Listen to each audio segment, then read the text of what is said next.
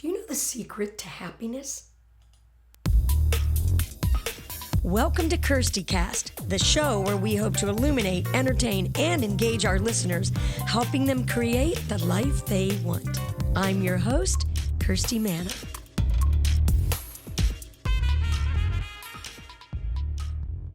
Hello, everyone, and welcome to Kirsti Cast. I am Kirsti Manna. Thanks so much for stopping in to see what we got going on today. Well, today is a happy day here on the set, and our guest is a stand-up comedian, and I'm going to tell you a little bit more about her in just a few minutes. But first, I want to say here I am again with Bill Warner.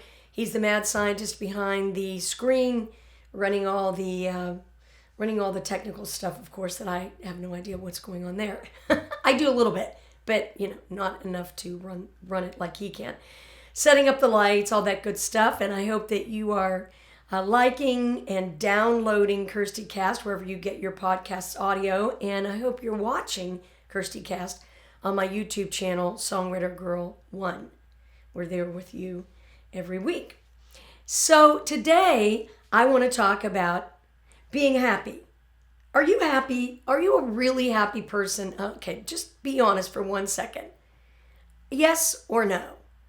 I can hear you. I know some of you are saying yes, and a lot of you are saying no. I hope that no, there are not that many no's out there. Because, there are a lot of ways to be and to stay happy. And it's not necessarily about what you have. It is in a way, but it's really about your attitude and how you feel about everything day to day, and the ways that you go about getting there. Well, I just thought it would be fun to talk about a few things that I think can help you stay happy. I'm a pretty happy person most of the time. There are only a few things that make me mad, like if I get a really bad meal, it does not make me happy. That's really about it, though. Anyway, one thing that you can do to stay happy, it's very simple.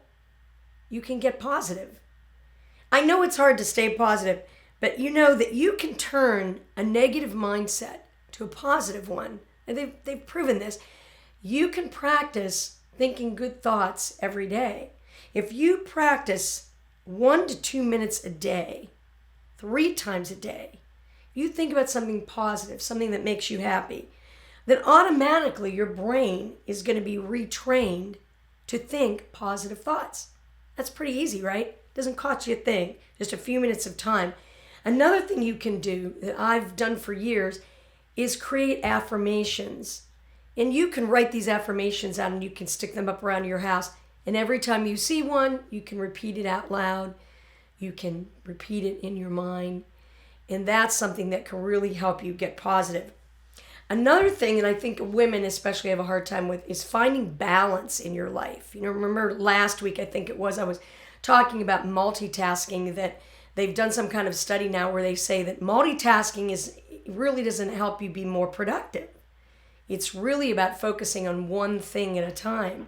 So finding balance is something that's a really difficult thing to do in our lives, but I kind of look at it like, your life or your day is like a roll-top desk. You pull a drawer out and you focus on that and you do that and you push it in. You only work on that for so long.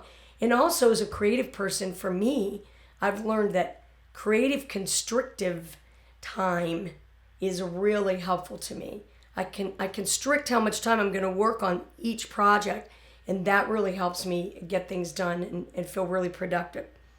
Also, of course, I do this all the time, but be creative. Dig into your imagination. Really go deep. Think about something that you've wanted to do for a long time. Or maybe something that's just relaxing that you've wanted to do, like, sit outside under a tree, something that simple. Go for a simple walk around the block. And while you're doing those things, let your mind really reach into parts of your imagination, places you haven't gone in a while. It's really interesting because the guest today that I'm having on the show, her mom is one of my dear friends who I studied acting with. We were in the same class together. We studied with the same coach, let me say it that way. And we used to do all these exercises in regards to our imagination, kind of like finding the 5-year-old. So who were you when you were 5? Go find that person and try to remember what you were imagining back then, because it's in there. It's in your brain somewhere. You just have to dig it out. The next thing that is really easy to do is to up your gratitude attitude. And I think it's great to have a gratitude journal. Just keep a list every day of things that you're grateful for. And I mean really simple things. It might be something as simple as getting out of bed in the morning and be able to walk to the bathroom. I mean, that simple. Because there are some people that can't even do that very easily. So just think about those kind of things. And I want to recommend a book that I think is so great, written by Rhonda Byrne. That's Byrne. It's called The Magic. And she really breaks down how to find gratitude in everyday, simple little things and really up your gratitude attitude. So I hope you're going to do that, because I think that really can make you happy. The last thing is hang out with people that are happy and positive. You don't want to be hanging out with people who are negative or who bring you down. Hang out with people who've got great attitudes about life, because that's going to rub off on you. So I hope those happiness tips helped you. Those are some really easy things that you can do to get happy every day. We're going to be right back with the Shero Spotlight.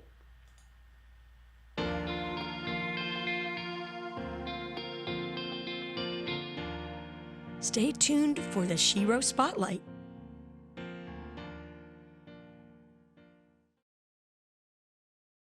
Welcome everyone to the Shero Spotlight, and I'm really excited today to have a very special person on as my guest. She's the daughter of one of my dearest, and I'm going to say oldest, but I don't mean old. I just mean like I've known her for a really long time, friend. And we studied acting together, and this young lady is following in the footsteps of, getting in the spotlight, which I think is so fabulous, because she has decided she wants to try her hand at stand-up comedy. But the thing that's so beautiful is she's only 10. Come on. She's in 4th grade, and she loves comedy. She says in her bio, her passion for humor began at day 1, literally. So she just came out laughing, I guess. She's also an aerial artist and gymnast. Think, like Cirque du Soleil. And she loves swimming, bike riding, playing tag, irritating her dad as much as possible. And she's an avid reader. She always has a book in her hand. She's, all joking aside, has a very sincere passion for all animals. That's wonderful. And as well as helping people, combined with irritating her dad, helping people that can irritate her dad as much as possible. So that's a lot of fun. I like that. It's very easy to irritate your dad, right? Uh-huh. And so please welcome to the Shero Spotlight. Write this name down, put it in your brain, because you're going to remember it forever. And she is going to be a big star, Briley Pitlik. Welcome, Briley. Hello. I love it. I sometimes still do this funny character called Tina Ticcolini, and I was actually going to wear the Tina Ticcolini glasses. I forgot to get them, but sometime I'll call you back and I'll put them on and we'll have a laugh. Okay. Probably isn't going to be that funny for the interview. So I've just got to ask you, when did you first discover that you could make people laugh? Well, you see, when I was born, I'm a big sister. I was born first. Then she came out. I turned around and said, "Hey, are you following me?" Oh, that's funny. Did she answer you? Yeah. She looked at me like this. Oh, just like a sister will do. Exactly. Well, that's good. So you started at a very early age, I guess. Now, who or what inspires you to be a stand-up comedian? Who? Well, I actually have 2 idols. Okay. My first ever was Ellen DeGeneres. Okay. Me and my dad were watching TV one day, and we saw her on, and I was like, "Hey, that's really cool." And my second was I started watching America's Got Talent, and I saw Howie Mandel, and I was like, "Whoa, that's funny." And speaking of America's Got Talent, I actually auditioned for America's Got Talent. Oh, congrats. Did you get through? Sadly, no. Oh. But I was really scared, but I ended up having a lot of fun though. Well, that's the name of the game, having fun. You know, one time when I was out in LA, it was one of the first times I was there with my husband, Bill. We went to the Comedy Store. Is that still on Hollywood Boulevard out there, or Sunset? I think so. Yeah. And we went there, and one of the comedians that got up to do his bit was Howie Mandel. And he was so funny. And he used to have do that thing. He'd go, what? He'd do this funny thing with his hands. I thought he was hilarious. And the same night we were there, Robin Williams came in and got up on stage. And that was unreal. He was so quick, you know? That's so cool. It was really fun. Well, you have some really great people that you're listening to for good comic ideas. Ellen DeGeneres, she is so funny. And speaking of the Comedy Store, I actually played the Comedy Store. What? I know. That's incredible. No, wait, was that your set that I saw on YouTube? Was that where you did that? That was a solid set, dude. No, it was a different one. They didn't let us film. Oh, well, the set I saw was really nice. Very funny. You. I love that. So how do you create new material for your set? What do you do? What's your process? Well, usually every day in my everyday life, there's usually something funny that happens. Oh, yeah. And my uncle is also a writer, and he kind of helps me put it together. Oh, so he's a writer. Yes. Is he as funny as you? You can be honest here with me, you know. Yes, he's very funny. Oh, that's cool. So you got it in the genes there. You're getting it passed down to you. That's cool. So, do you ever do anything at your school with comedy? Like, did you ever appear in a talent show or anything there? Yes. Every year at our school, we have something called the variety show. Okay. And everyone can enter and do a dance or literally whatever they want, a talent. And I did my comedy, and it was a big hit. So that's great. That's kind of where I took off. Oh, it was like the stepping stone. It was the jumping off process. So have you gotten booked at other gigs from that in particular? Yes. What kind of places have you played? What have you done? I've played at a restaurant a few times. Okay. I've also played, what's it called? I forgot the name. It's what's it called? Which one? The one where I did the senior home. I played the senior home. Oh, nice. And I got paid. That's the good part, is when they actually go. And by the way, you didn't have to do this just for fun. Mm-hmm. We're going to pay you. I know. Cool. That's cool. Now, do you study with a comedian or at a comic school? Or I can imagine out in LA, and you live near Los Angeles. I can imagine that there's a lot of places that would probably be, teaching people about comedy. Is that what you've done? Yeah. So, when I was studying off, I went to this place called Camino Real Playhouse. Okay. And it was a comedy, where you get to learn how to be a comedian for kids, I guess. You would be with this big group, and you would get to write a script together. Oh. And then a few days later, they would have a show to perform. And the best part is they have the best snacks ever backstage. They have the chocolate ones. They have all your favorites backstage.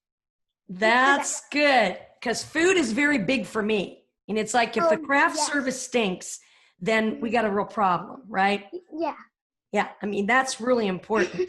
So, that makes you want to go back and study there, because you know that they're going to take care of you with the food. Yes. Nice. So what's some advice that you could give our listeners to them if they think they're funny and they think that maybe they should try their hand at comedy, or there's some kids out there listening? What's some of the best advice you can give about trying your hand at stand-up? Practice and have fun. Practice. How do you practice your stand-up? What do you do? What's some of your rehearsal techniques? After I have my script, I get like a family member and I go over with them. Oh, and you go over it and over it and over it, or, Yes. and they sit there and listen the whole time. And especially if you're talking about them or teasing your dad. He likes that probably, right? Your dad, he teased. Yeah, he's used to it by now. He's a very nice person. Yes. So that's great advice. I love that. And I love your bravery and your courage in standing alone on a stage. That can be really tough. What did you feel the first time you were up there? Were you nervous, or you probably were really prepared, right? I was really nervous and I was like talking really quickly. Oh, did you? Okay. So that's something you might want to work on, is make sure people can hear your jokes. But then I ended up having a lot of fun and I forgot I was in a big crowd. Oh, that's so great. That's so much fun. Well, you're just born for the stage, I think. And then afterwards I ate the food. Oh, yeah. See, again with the food. This is what you and I have in common. I can just feel this connection right now. It's all about the food. That's really good. You need to do a bit on food. There goes that phone. They're calling. Know. It's your agent calling. It's your agent calling. Hey, let me ask you, do you think your dog thinks you're funny? Yes. One time I told him a joke and listen to his laugh. He thinks I'm hilarious. He just looks at me like this. That's the same look I get from my cats when I say anything to them, except unless it's food. See, but you can bribe a dog with a treat. You know what I mean?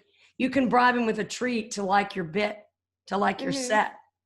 So what's some of the new material you're working on? You want to try anything out here? You have anything you want to try, or you want to keep it hush hush? Well, one of my favorite 2 jokes is this.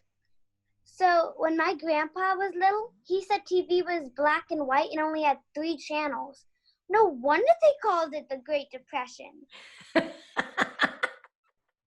Speaking of depression, the other day someone stole my mom's antidepressant. Well, whoever they are, I hope they're happy. Very funny. Thank you. I like that. Very good. So now where's your next show? Well, I stopped for a little bit because I was really getting into aerial silks. Oh. Hey, maybe you could be an aerial comic. Yeah, that's what I was talking about, like hanging upside down. Hey, hello. Yeah. That'd be kind of different. Your hair would look really funny hanging upside down. I like that. The upside down world. That would be a lot of fun. Well, let me ask you, what is your power word? Do you have a power word? Mine is practice or applause. Oh, very good. Because if you practice a lot, you can get a lot of applause. And applause to me means like you've done it. Yes. You have succeeded. Yes. And practice to me means like you practice, you're going to get an applause. You'll succeed. You just need to practice. Yes. I think that's something that's very hard for some people. You know, they don't realize that part of really being great at something is really, really practicing. And sometimes, you know, when you practice, it doesn't feel so good or sound so good, and you just have to keep doing it, because if that was hard for me to understand at first. I was like, really? Wait, I have to do all this practice? Yeah. I know. It's like, what do you mean you're locking me in this room again? I didn't want to practice anymore. I know.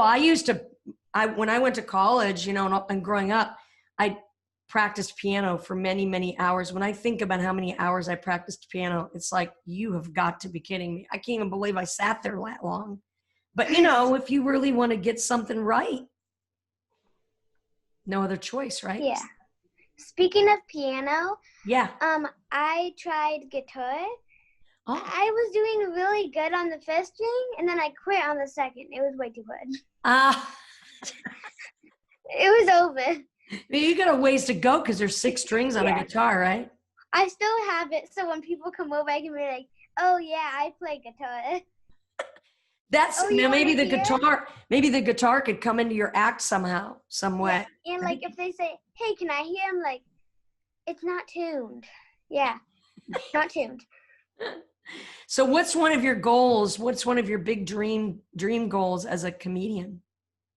Well, first of all, I want my name on like the wall at the Comedy Store.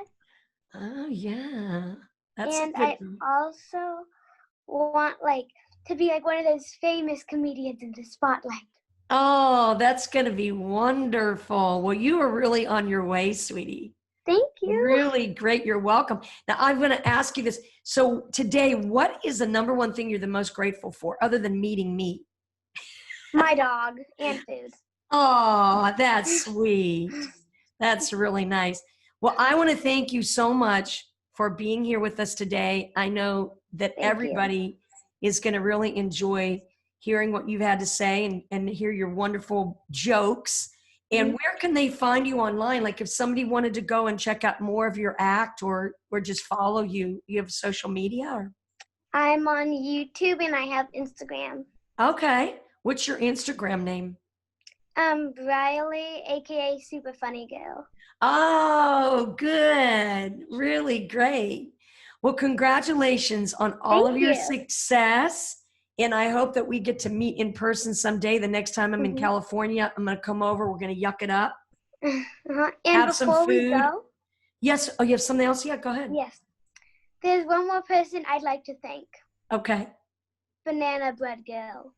Oh, who's that? So there was this girl when I got started. She was at a lot of my shows because she's also a comedian. Oh, cool. She had this really funny skit about banana bread. Oh. And she also bring banana bread, which changes the game. Whoa, you know it. You mean she passes food out to the audience? Uh-huh. Like, wow. Like, she's now, like, number one. Wow. That's cool. I'm going to have to check her out, too. Well, you guys need to do a little tour together because, of course, then you'd get food. Oh, and my comedy teacher is Tom Leal. Okay. He was the coach of a famous comedian on America's Got Talent. Wow. Her name is Vicky, a.k.a. the Trailer Trash Lady. Oh, she's funny. I loved her. I love her too. Oh, she's funny. And before one of my shows, she sent me a video. Oh my gosh, that's cool. I really liked her. I thought she was really funny. Have you gotten to see her play live at all anywhere? No. Oh, that's too bad. Well, maybe you will. Know. Well, I want to thank you so much for being here today, Miss Briley Pitlik, the AKA Super Funny Girl, and you are very funny, and you're a very, very cool kid, and I'm really excited that you are being so creative with your life at such a young age, and I know you're a great inspiration to everybody who meets you. So thank you for being here. Thank you for having me. You're welcome, sweetie. I'll see you next time. Bye. Bye. You're my Shero, more than a hero, and I look up to you every single day. Every day, my celebration, my inspiration is to be like you, but in my own way. You're my Shero, more than I. Thanks so much to Briley Pitlik for being our guest in the Shero Spotlight today, and thanks to Roxanne Charette for co-writing You're My Shero, our Shero Spotlight theme song. Well, I thought it would be fun to play something today that's a little bit funny, and especially since Briley was our guest today, I keep thinking about her mom, Shero Pitlik, who is a dear old, and she's not old, but she's like a long standing friend who I was in acting class with, and we had some really good times in acting. We had this coach that used to talk about when we would go into some kind of a sense memory meditation, that it's a safe place, and we had a blast laughing about that, and hung out together, went on acting retreats together. And so I was inspired at one time. Oh, and for those of you who don't know, I'm a Nashville-based songwriter, publisher, and just in case or is the first time you've ever tuned into Kirsti Cast, you may not have known that I'm a songwriter, but anyway, now you know. And so I was inspired to write this song some years ago about my experiences with going on acting auditions. Now, if any of you out there have ever gone on acting auditions, you know that they can be one of the most excruciating experiences and the most hilarious experience of your life. And this particular audition that I went on, the casting director told me that I wasn't allowed to say anything, that I wasn't, that I had to emote all this feeling through my eyes and my facial expressions. And I just thought that was completely hilarious. So I wrote a song about that experience, and it's called I Need a Moment. And this is a little bit of it. And this is dedicated to you, Shay. I'm not quite ready. Don't look so stunned. We can trade places if you think this looks fun. I need some time here, some running room. An actor's life can be so impromptu. I need a moment. Give me a moment. I need a moment to become. I'll be emoting in a few moments. You know when I've begun. I always start with some heavy breathing. Is there a place I can lie down? There's just some tension that needs relieving before my heart starts to pound. In with the good, out with the bad, in with the good. Everyone, in with the good, out with the bad, in with the good. Keep it going. Shoulders, shoulders, shoulders, shoulders. Loosen up, loosen up, loosen up, loosen up. Arms, arms, arms, arms. And there you have it. A little bit of I Need a Moment. I hope you enjoyed that. And I hope you were loosening up too with me. All right, I'm going to be right back. What's the tech? What's the tech? Well, continuing with our funny theme for today's Kirsti Cast, I thought it would be fun to find something technically challenging that could help my life. And I found an app that can help my life and help me stay happy throughout the day. And this particular app is called Funny Jokes for Adults and Kids. And so I downloaded it because Bill always tells me that I'm funny, that I can't tell a joke. It's something about the punchline. I don't know. I'm just always so excited to get the punchline out that I just let it spill before, I let the audience even, settle into the question or the beginning of the joke. So this app is so fun. And so I thought I would pull it up for you and just show you exactly how much fun you can have with funny jokes for adults and kids. Okay, here's the first joke. What did the finger say to the thumb? What did the finger say to the thumb? You give up? I'm in glove with you. That's pretty funny. Okay, here's another one. Why are there fences around a graveyard? Why are there fences around a graveyard? Give up? Because people are dying to get in. Oh, that's just hilarious. I think I have heard my friend Roxanne tell me that joke. Roxanne has a million of these one-liner jokes, and she just has them in her brain. She's been telling some of the same ones for some years, which we love because they're always so funny. All right, I hope you enjoyed hearing more about that app, Funny Jokes for Adults and Kids, in the What's the Tech segment. Meow, not bow wow. Meow, not bow wow. Meow, not bow wow. Meow, not bow wow. Well, I thought it would be really funny to talk about some funny and weird things that cats do, because all of us that love cats know that they can be very funny. I know, dog lovers think their dogs are the funniest ones, but I'm sorry, cats are funnier than dogs. Any day. All right, so here's some of the funny things that cats do. And I know if you have a cat, you've experienced this, like sitting on whatever you're working on, like sitting on your laptop, sitting right on the keys of the laptop. And then, I've had a cat do that. And then of course erase what I'm working on. That isn't very funny, but it's somehow funny. I don't know why they do that. I guess they think they're going to be closer to you. I used to have a cat named Frank who used to sit on your lap while you were looking at the newspaper. And he would just look at the newspaper as if he, understood everything. He was reading the ads and that kind of thing. And if you'd say, Frank, pick one. Pick something you want to get.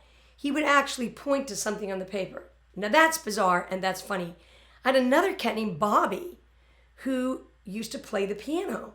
Now I know you've seen these piano playing cats, but Bobby somehow put it together that when you would strike the key, the hammer would hit underneath. This was when I had a spin-it piano, and she would actually go to the piano and sit and do this.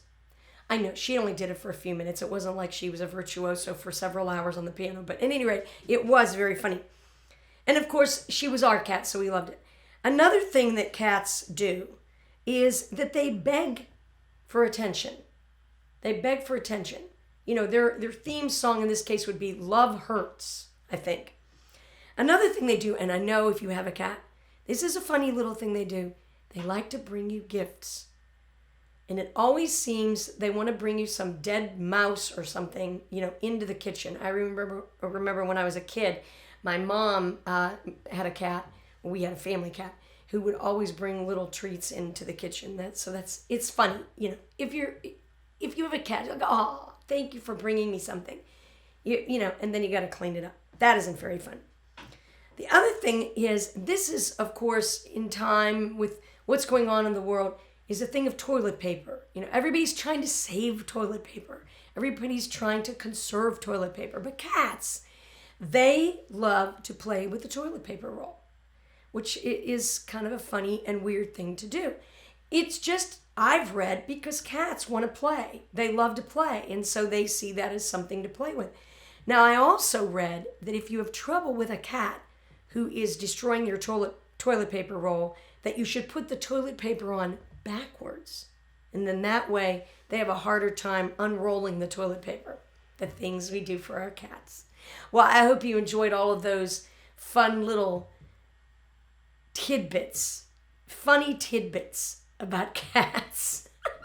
And I would love if you would send me in pictures and stories and funny little comments about your cat, because I would love to share them with our listeners.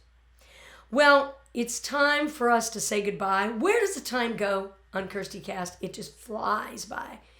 I hope you've enjoyed this podcast today. Don't forget to like, listen, and download it wherever you get a podcast. And also check out the video portion of Kirsti Cast on my Songwriter Girl 1 channel on YouTube. I want to thank my sponsors, Warner Works, Bill Warner. If you need some production and you're going to be in Nashville, then check out warnerworks.net. Also like to thank Think Through Tools, another sponsor, Outreach U, and also Music Pays My Rent. I would love to work with you sometime. If you need a mentor or a career consultant, you can email me at info@songwritergirl.com. Also, if you have any questions, comments, concerns, or you would like to be a guest, or you know somebody who you think would make a fabulous guest for our Shero Spotlight, you can also email me at info@songwritergirl.com. We're going to be back right here next week with Kirsti Cast. We hope you have a great day, a great week. Keep on having fun, get happy, and whatever you do, stay inspired. See you next time.